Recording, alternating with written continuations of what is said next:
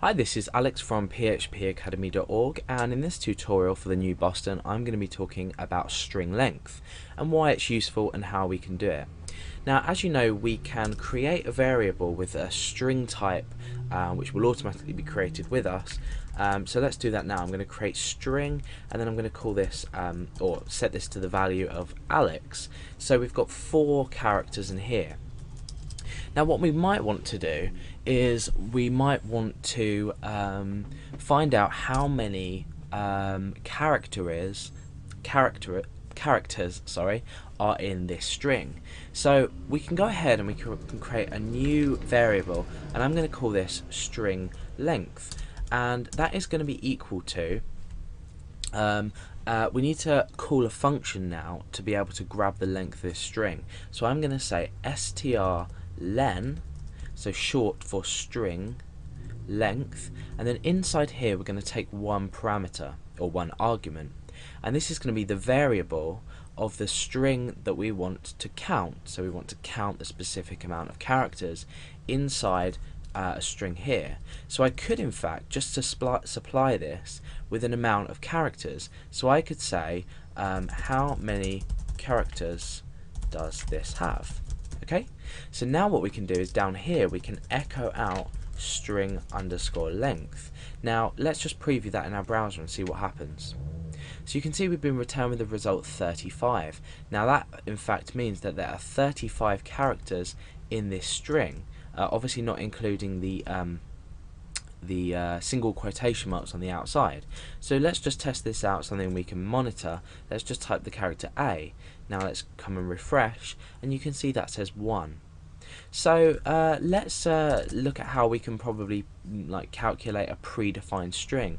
So all I'm going to do is I'm just going to pop the variable name in there, and that will transfer this data here into here. So now we should have the result 4.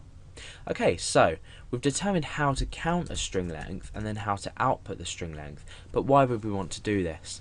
Now, there are a few different reasons why we would use this strlen function. Now the first main reason would be obviously to count the amount of characters, but we might want to loop through, using loops in PHP, loop through each character. And the way we do this is we either use, I would personally use a for loop, but you could use a while loop, a do while loop, or a for loop. So let's say we were using a for loop to loop through. Now maybe I won't show you the example in this case because you may not have looked at for loops yet.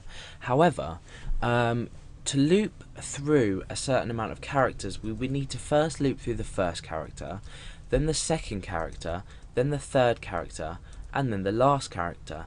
Now, how would we know when to end this loop? How would we know when we'd reach the end of a certain amount of characters? Well, the answer is absolutely simple.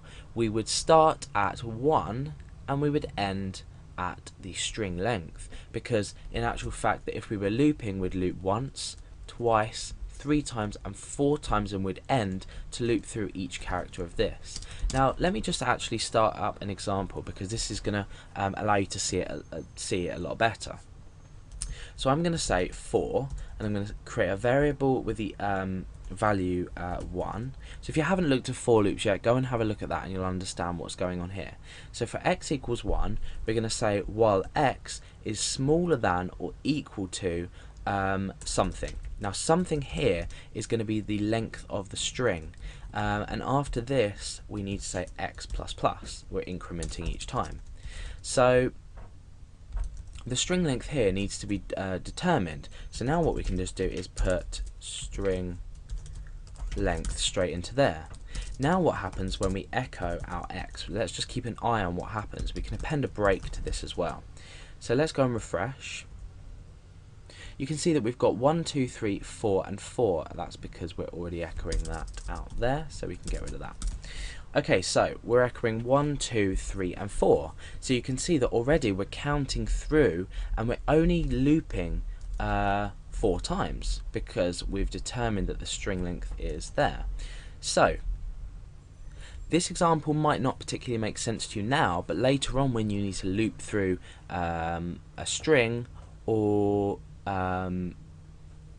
well, yeah, a string, if you want to loop through a string, you'd find this useful because you can determine a string length and then set a boundary for how many times you want to loop specifically.